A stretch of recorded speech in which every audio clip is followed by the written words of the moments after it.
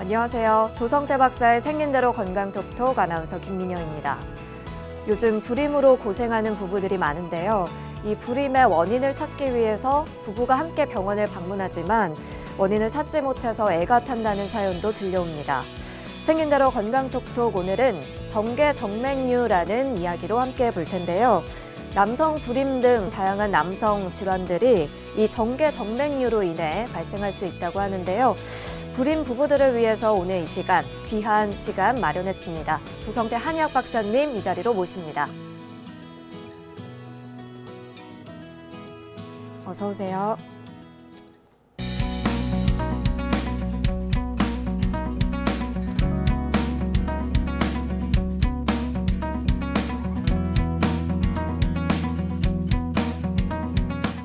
네, 오늘의 첫 번째 주제는 정계정맥류에 대한 이야기가 되겠습니다.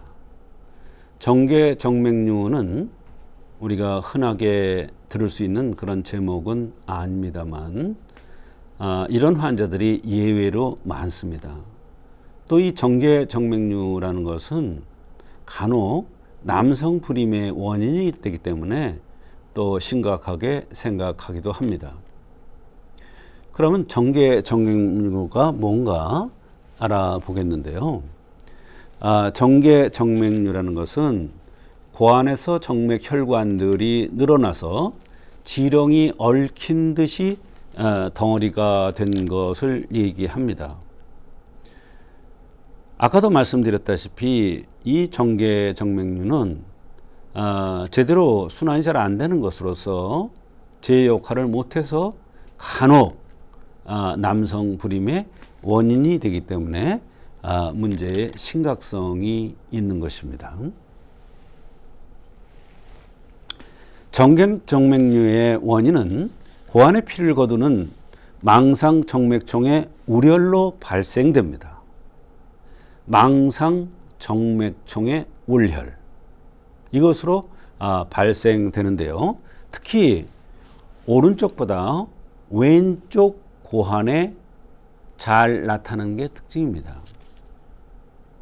근데 사실 왜 왼쪽이냐? 사실 한의학에서는 오른쪽은 기에 해당되고 왼쪽은 혈에 해당됩니다. 왼쪽은 간에 해당되고 오른쪽은 폐에 해당됩니다. 고환, 생식기 이쪽은 간에 해당되기 때문에 오른쪽보다 왼쪽 고환에 호발되는 게 특징입니다. 우연인지 모르지만 좌측 고환은 정맥의 직경이 작고 길이가 길며 각도가 크게 꺾이기 때문에 이런 현상이 더 잘 나타난다, 이렇게 보겠는데요. 그래서 정계정맥류의 원인은 망상정맥총의 울혈로 된다는 것이 중요한 그 원인이 되겠습니다. 또 정계정맥류의 원인은 여러 정맥의 혈관들이 엉켜 있기 때문에 정맥 압력이 높아지고 역류가 잘 생깁니다. 그 외에 판막 문제로 정맥의 혈액이 역류하여 발생하기도 합니다.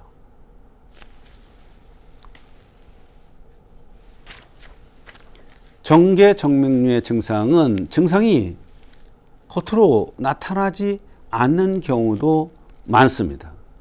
그러나 남성 불임의 원인이 되기도 하기 때문에 검사상에 발견되면은 심각하게 생각을 하는 것입니다. 혹 고환의 통증이나 고환의 위축이 생깁니다. 좌우 고환의 크기가 달라진다든지 높이가 달라진다든지 이런 겁니다.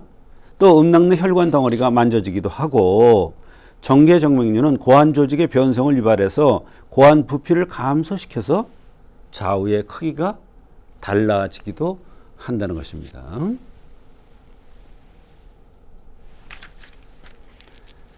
고환의 통증이 나왔었는데요. 크기가 다른다는 경우도 있고, 고환의 통증이 좌우가 같이 나타나는 경우도 있지만, 고환의 통증이 좌측만 나타나는 경우도 있고 우측만 나타나는 경우도 있습니다. 그래서 좌측의 경우에는 어혈과 노화입니다. 어혈이라는 게 뭐냐면 바로 어떤 수술이라든지 타박이라든지 교통사고라든지 그 후에 필요 없는 인체에 물질이 생기는데 그것이 제대로 순환돼 나가거나 정화되지 않아서 생기는 것이 어혈입니다. 또는 갑자기 화를 내거나 계속되는 스트레스에 의해서 어혈이 생기기도 합니다. 날거 찬 것 같은 잘못된 음식을 계속 먹어서 생기는 경우도 있습니다. 그 밖에 노화라는 건 뭐냐면 갑자기 화를 냈다 풀었다. 갑자기 화를 냈다 풀었다 하는 이렇게 폭로하는 기질이 있는 사람들한테 노화에 의해서 좌측 고환이 아픈 경우가 많습니다. 그래서 좌측 고환이 아픈 사람들을 보면 대개 늘씬하고 쭉 뻗어 있고 눈썹이 진하고 털이 많고 피부색이 푸른색을 띠는 사람들이 많습니다. 검푸르죽죽하죠. 그런 사람들이 대개 보면 코가 오똑하고 길게 생겼고요. 눈은 나뭇잎처럼 이쁘게 생긴 미남형들이 많습니다. 대개 운동선수들이라든지 이런 사람들이 이런 체질이 많죠. 우측 고환이 아픈 경우는 담음 또는 식적에 의해서 생기는데요. 담음이라는 것은 눈 밑에 다크서클을 얘기하죠. 겉으로 볼 때는 눈 밑에 다크서클인데 증상으로서는 느글느글 미식미식하거나 여기저기 쑤시고 아프거나 열이 훅 났다 식었다 하거나 이러한 증상들이 나타나고 때에 따라서는 심계라고 해서 심계, 정충, 가슴이 둥거리고 이유 없이 뛰는 이런 현상들이 나타날 수가 있습니다. 이 담음은 여러 가지 병의 원인이 됩니다만 특히 우측 고환에 통증이 있을 때는 담음에서 오는 경우가 많습니다. 그 다음에 이제 식적인데요. 식적이라는 것은 대개 코보다 입이 위주로 생긴 사람들, 또 빼짝 마른 근골형보다도 피육, 살집이 많은 사람들, 이런 남성들이 우측 고환이 나쁘면 이거는 식적에 의해서 생깁니다. 한의사에 의하면 이렇게 되어 있습니다. 뚱뚱하면 식적이다. 이렇게 정의를 내린 경우도 있습니다. 뚱뚱한 사람 보면 근골보담도 피육이 위주로 되어 있죠. 살집이 많죠. 이런 사람들의 고환의 통증은 오른쪽에 고환의 통증이 나타날 가능성이 많은데 이와 같은 고환의 통증은 정계정맥류의 아주 중요한 증상 중에 하나가 되겠습니다. 그래서 어혈과 노화로 인한 좌측 고환의 통증에는 감히 난간전을 쓰고요. 또 식적이나 담음에 의한 우측 고환의 통증은 회양 안신탕을 써서 치료를 해줍니다. 이것도 상당히 고통스럽습니다. 고환의 통증이 은근하게 차인 듯이 아픈 건데요. 아무리 등치가 크고 힘이 좋은 사람도 고환을 차이해서 아프면요 그냥 기절해 버리잖아요. 그만큼 거기는 급소에 해당되기 때문에 굉장히 중요한 증상 중에 하나가 되겠습니다. 정계정맥류의 한약적인 관점은 첫째가 식적입니다. 둘째가 어혈입니다. 셋째가 담음입니다. 식적, 어혈, 담음이라는 것은 산증이라고 해서 산증의 원인 중에 하나죠. 말하자면 정계정맥류는 한의학적으로 산증의 하나가 되겠습니다. 그래서 원인이 식적과 어혈과 담음입니다. 음식 먹는 것이 너무 과한 것이 계속돼요. 체잖아요. 근데도 입에서는 당겨요. 그러면 나중에 적체가 돼요. 그거 식적입니다. 예. 그 다음에 어혈. 순환이 안 되는 나쁜 혈액. 또 담음. 인체에 필요 없는 진액. 이런 것이 담음이 되겠는데 이것이 정계정맥류의 한의학적인 원인의 관점입니다. 그럼 정계정맥류의 한의학적 치료는 난간전, 그 다음에 반총산, 가미통심음, 그 다음에 회양 안신탕 등이 있습니다. 난간전은 간이라는 게 들어가기 때문에 목체형들한테 정계정맥류가 나타났을 때 쓰죠. 반총사는 얼굴이 각이 진 남성이 정맥류가 왔을 때 씁니다. 가미통심은 화성을 띤 사람들. 회양안신탕은 우측 고환에 통증이 특징적으로 있고 식적과 담음에 의해서 오기 때문에 살집이 좀 있는 사람들한테 정맥류가 왔을 때 치료하는 그러한 약이 되겠습니다. 이와 같이 정맥류는 남성 불임의 원인이 될 수 있기 때문에 심각하게 다루고 여러 가지 원인에 의해서 정맥류가 나타날 수가 있는데 이것은 한의학적 그 관점에서 정확한 원인을 찾아서 치료하면 잘 치료될 수가 있습니다.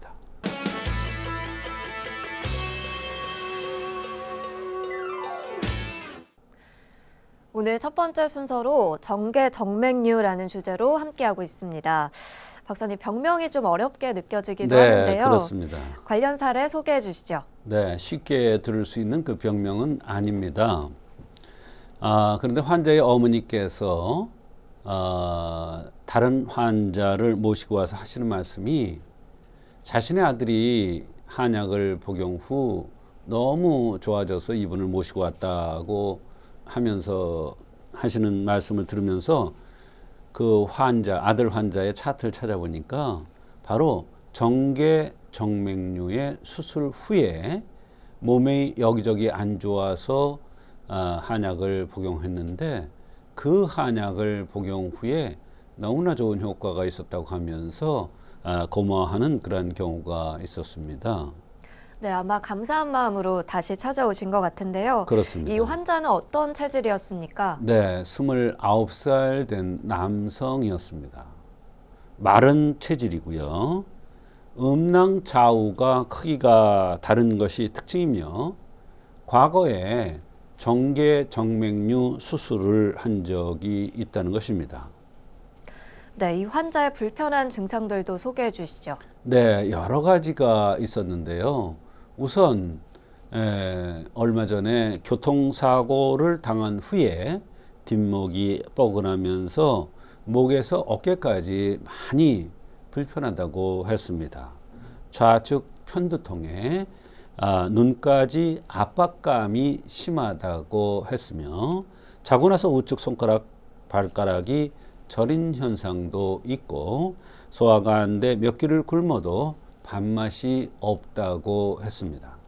좌측 고환 및 다리까지 찌릿하며 이럴 때는 가슴도 뜨끔하면서 추위를 많이 타고 몸이 경직되면서 떨리기도 한다고 했습니다. 군대에 있을 때는 몸도 굽고 말도 잘 안 나와서 응급실을 급하게 간 적도 있다고 했습니다. 네, 상태를 들어보니까 좀 심각한 상황인 것 같은데요. 어떻게 치료를 해주셨습니까? 네, 이렇게 이제 심각한 여러 가지 증상들이 있을 때 맥과 인체의 흠을 통해서 병을 치료해야 하는데요. 우선적으로 살펴야 하는 것은 수술 경력이 되겠습니다. 이것은 나중에 자신의 몸 상태가 좋지 않아졌을 때는 그런 흠들이 다시 드러나서 여러 가지 불편한 증상들이 나타날 수 있기 때문입니다. 이 환자는 정맥류 수술한 적이 있는 것이 가장 흠이기 때문에 이것을 참고로 해서 한약을 투여했는데 좋은 결과가 있었던 것입니다. 더군다나 이 남자가 소화가 안 되는 증상은 산증이라고 합니다. 맥이 72, 70으로 간에 떨어졌는데 이것도 난간전이라는 산증을 치료하는 약을 투여한 이유가 되겠습니다.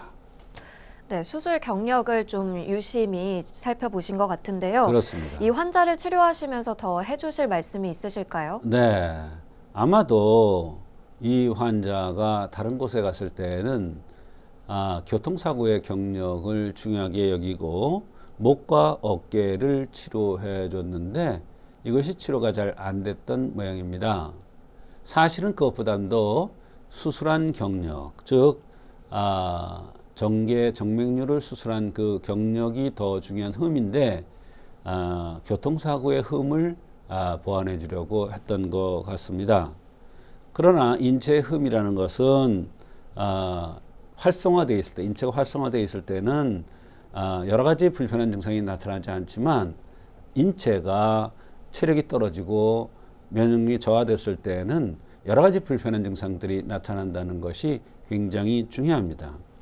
더군다나 남성이 소화가 안 되는 것은 밑불이 약해서 그런 현상으로 당연히 정계 정맥류 수술 후에 나타날 수 있는 흠으로 이것을 해결해 주니 소화도 잘 되면서 여러 가지 불편한 증상이 없어져서 매우 고마워하고 어머니께서 다른 환자까지 소개했던 그러한 경우가 되겠습니다.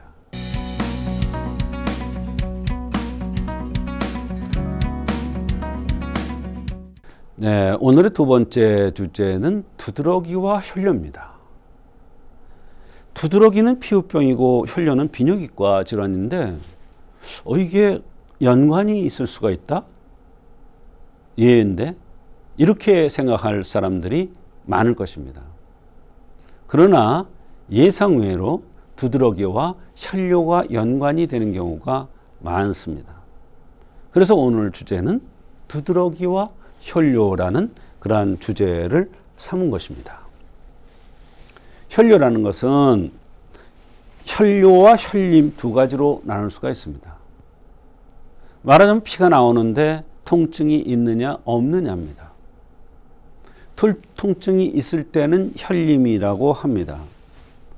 피는 새 나오는데 통증이 없을 때는 혈뇨라고 합니다. 잠혈 현상이라고 얘기 들어보셨죠? 소변에 피가 섞여 나오는데 눈으로 잘 보이지 않지만 검사상에 나오는 것을 잠혈 현상이라고 합니다. 그것도 혈뇨에 해당됩니다.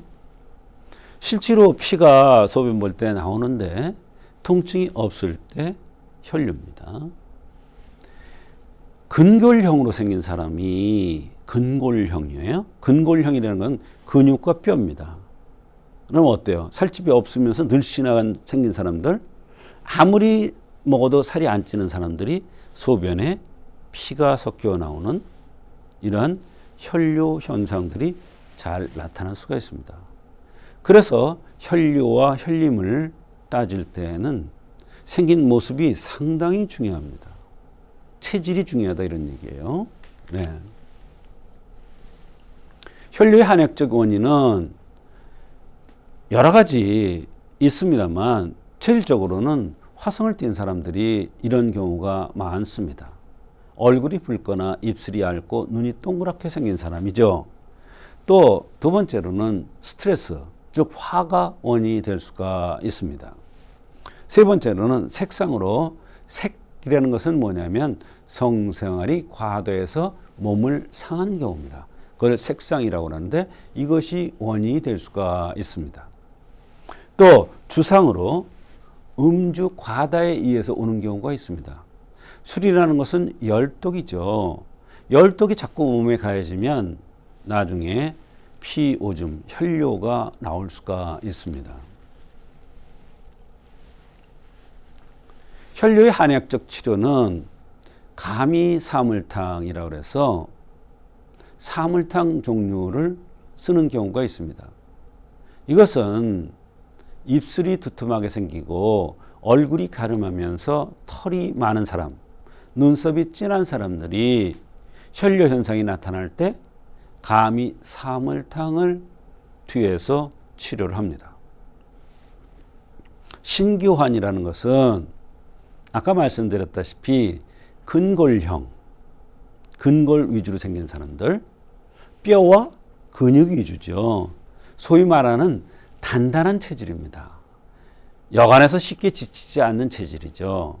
이런 사람들은 어때요? 색에 손상될 가능성이 많습니다.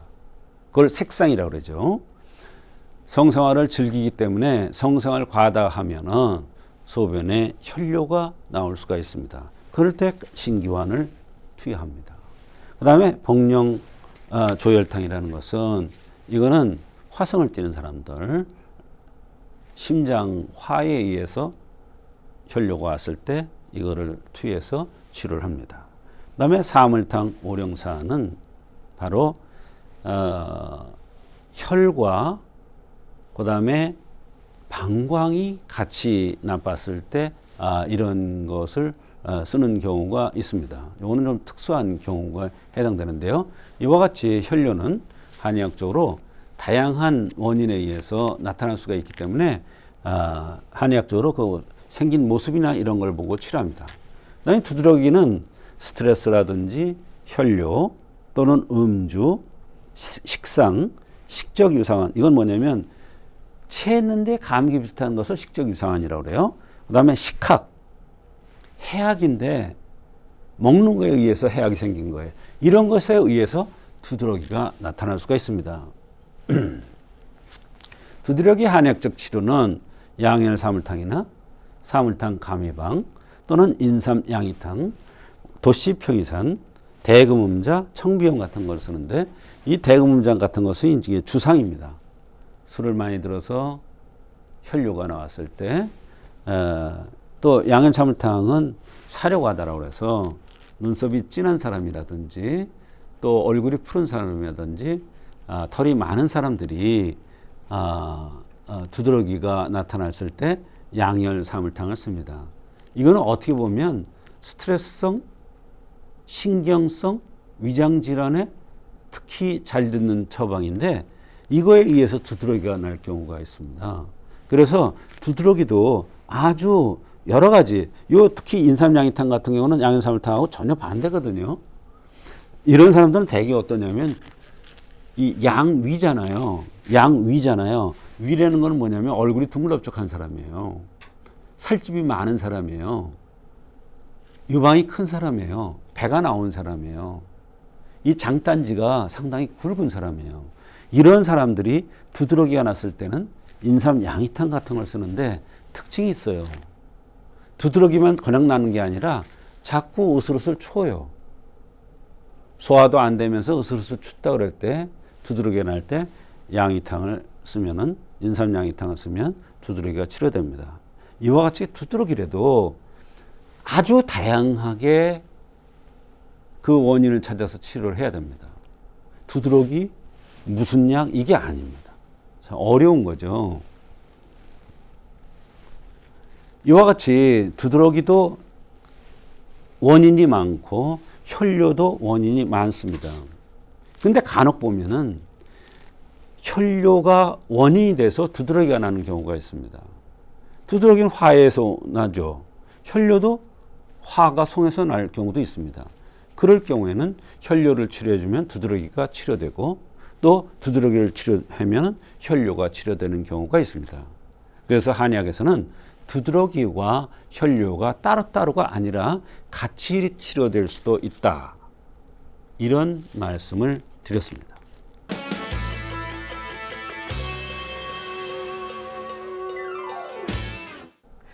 오늘 박사님의 두 번째 강의는 두드러기와 혈뇨라는 주제로 함께했습니다. 두드러기와 혈뇨가 무슨 관련이 있을까 궁금하신 분도 많으실 텐데요. 네. 박사님이 두 가지 증상을 연관지어서 치료한 사례가 있었나요? 네. 50대 후반의 여성입니다. 이 여성은 두드러기 때문에 오랫동안 고민을 하고 있었고 너무나 고통스러워서 이 병원 저 병원 대학병원까지 안 가본 것이 없다고 할 정도로 아주 심각한 그런 상황이었습니다. 그런데 진찰을 한 과정에서 혈뇨가 나온다는 사실을 알고 그 혈뇨를 없애주는 감이사물탕이라는 약을 투여한 후에 혈뇨도 좋아지면서 두드러기까지 함께 좋아졌던 그러한 신기한 경우가 있어서 오늘 소개를 하는 것입니다. 네, 생긴 대로 병이 온다는 차원에서 이 환자의 생김새도 알려주시죠. 네. 한의학에서 병을 치료할 때는 생긴 모습이 굉장히 중요합니다. 50대 후반의 여성인데 160에 60kg 정도로 상중하, 그러니까 갸름하게 생긴 거죠. 갸름한 미인형으로 상중하형으로 생긴 그러한 모습이었습니다. 상중하로 갸름하게 생겼다는 것은 혈과 관련된 그러한 병들이 올 수가 있고 보혈시키는 사물탕 종류를 생각할 수가 있는 것입니다. 그런데 이 여성은 코가 길고 크게 생겼으면서 내려먹었습니다. 또 비근이 높은 그런 형이었습니다. 일반적으로 여성은 비근이 좀 낮은데 이분은 특징적으로 높은 게 특징이었습니다. 얼굴이 붉으면서 이마가 튀어나온 것이 또 특징이었습니다. 즉 비근이 높은 것이나 코가 큰 것, 또 얼굴이 돌출된 것, 얼굴이 붉은 것, 이 모든 것은 화에 의해서 병이 많이 생길 수 있는 체질이라는 것을 얘기해 줍니다. 두드러기도 이렇게 화에 의해서 생기는 것이고 혈뇨 현상도 화에 의해서 생길 수가 있습니다. 네, 이 환자가 불편해했던 두드러기와 혈뇨 말고도 다른 증상들도 궁금합니다. 네. 우선 이분이 가장 불편해했던 증상은 혈뇨죠. 근데 이것 때문에 고통을 많이 받아서 치료도 많이 받았던 것 같습니다. 몇 년 전부터 이런 현상이 나타났고 올해는 며칠 전서부터는 다시 이것이 도달하고 심각해서 너무나 고통스럽다고 했습니다.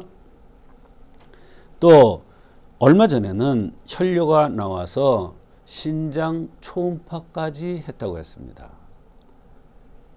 신장 초음파까지 할 정도로 혈뇨가 굉장히 심각하게 생각했던 것 같습니다. 또 오후에 피곤해서 낮잠을 꼭 자야 되는 이러한 특징적인 이런 현상들이 있었고 허리도 안 좋고 우측 어깨, 좌측 어깨도 치료 중이며 멍이 잘 들고 눈이 뻑뻑하고 침침하다고 했습니다. 갑상선 약을 먹고 있고 콜레스테롤을 높아서 약 처방받고 며칠 전부터 먹기 시작했다고 했습니다. 좌수지, 제 사지가 아프고 항상 배가 차면서 피곤하면 얼굴이 잘 빨개진다고 했습니다. 밥을 먹으면 졸리고 피곤하면 엉덩이에 뾰루지가 난다고 했어요. 이 엉덩이 뾰루지 왜 나느냐? 대개 스트레스 칠정에 의해서 납니다. 발끝이 저리고 손톱, 발톱이 두툼하다고 했습니다. 네, 들어보니까 정말 증상이 다양합니다. 어떻게 치료를 해주셨습니까? 한의학에서 치료를 하는 순서는 정해져 있는 경우가 많습니다. 특히나 피가 새는 현상은 우선적으로 치료를 해야 됩니다. 무슨 얘기냐? 토요를 한다든지 눈에 충혈이 된다든지 또 소변으로 피가 샌다든지 대변으로 피가 새는, 근데 이분은 어때요? 혈뇨로 소변으로 피 현상이 나타나는 것이죠. 이걸 우선적으로 치료를 해줘야 됩니다. 그래서 혈뇨를 치료하는 감이 사물탕을 투여했는데 이 사물탕을 투여한 이유는 얼굴이 갸름하다 그랬죠. 얼굴이 갸름하면 혈과로서 사물탕 감방을 씁니다. 말하자면 혈뇨를 치료하는 약은 여러 가지지만 그 중에서 감이 사물탕을 투여한 이유가 바로 혈과형으로 생겼고 또 멍이 잘 들고 이런 현상들이 있었기 때문에 그렇습니다. 여기에는 사물탕이 주 처방입니다만 황련이라든지 황금 활석치자 같은 화를 꺼주는, 화를 내려주는, 그래서 피가 새는 현상을 치료해주는 그러한 약물들이 함께 중요한 역할을 했던 것 같습니다. 네, 얼굴이 갸름한 혈과형의 이 환자, 치료 결과는 어땠습니까? 네, 감이사물탕을 한제 복용 후에 두드러기가 훨씬 덜해지기 시작했습니다. 특히 밤에 더 가려운데 이런 현상도 약간 덜해졌다고 했습니다. 코 속에 여러 이비인후과 치료를 받은 적이 있고 눈이 알레르기 때문에 뻑뻑한 이런 현상도 있다고 그랬습니다. 사실 알레르기라는 것은 원인을 잘 모른다는 것이에요. 그런데 혈이 부족하니까 화가 성하니까 눈이 뻑뻑했던 겁니다. 발바닥이 좌측이 아프고 당뇨가 있고 멍은 안 부딪혔는데도 들 때가 있다고 그랬습니다. 이게 혈이 부족하고 화가 성한 거예요. 그래서 같은 처방으로 또 두 번째 투여를 했는데 말하자면 21분 투여하고 다시 또 21분을 투여한 겁니다. 두드러기가 이제는 거의 안 올라온다는 거예요. 그렇게 심각하고 그렇게 여러 곳을 다니면서 치료가 되질 않았는데 생긴 대로 병인다는 차원에서 혈과형이고 이마 돌출, 얼굴 붉고 이래서 사물탕에다가 화를 꺼주는 약이 들어있는 약을 썼더니 두드러기가 잡히기 시작한 겁니다. 콧속이 허는 것, 눈이 뻑뻑한 것도 많이 줄었다고 그랬습니다.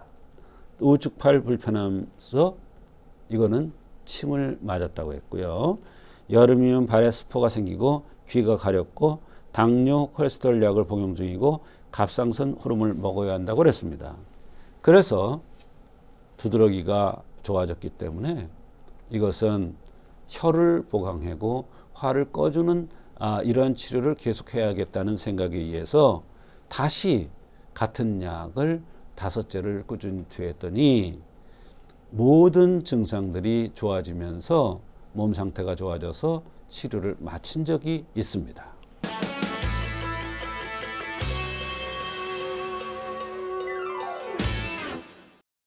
이번 순서는 조성태 박사의 백세건강 한방톡톡 시간입니다. 팔팔한 여러분의 백세 건강을 위해서 박사님만의 특별한 한방비법도 전해드리고 여러분의 건강 고민 사연까지 풀어보는 시간이죠. 자, 오늘도 질문을 살펴볼 텐데요. 인천 연수구에서 오영진 님이 사연 보내주셨습니다. 박사님, 저희 아버지 건강 체크 좀 꼭 부탁드립니다. 저희 아버지는 연세가 73세이신데 아직도 운전을 하며 일을 하고 계십니다. 그런데 어느 날부터 허리가 아프고 좌측 다리가 저리다고 하셔서 검사해보니 노화 현상으로 인한 척추관 협착증이라는 진단을 받았습니다. 그래서 허리를 시술받으셨는데 나아지지 않고 그대로 불편하시다고 해서 걱정이네요. 노인성 척추관 협착증도 한방으로 치료가 가능한가요? 아버지는 귀도 잘 안 들리시고 위장도 젊어서부터 좋지가 않으셨는데 어찌해야 할지 모르겠습니다. 노인성 척추관 협착증 진단을 받으신 아버지의 건강을 걱정하시는 사연자 분이었습니다. 네. 한방으로 치료가 가능할까요? 네, 연세가 73세인데요. 아직도 이제 현업에 종사하고 있고 하루 종일 앉아서 운전을 하고 계신다고 그랬습니다. 더군다나 중요한 것은 이제 남성이 위장이 안 좋은 겁니다. 남성이 위장이 안 좋은 것은 근본이 허약해서 위장이 안 좋을 가능성이 많습니다.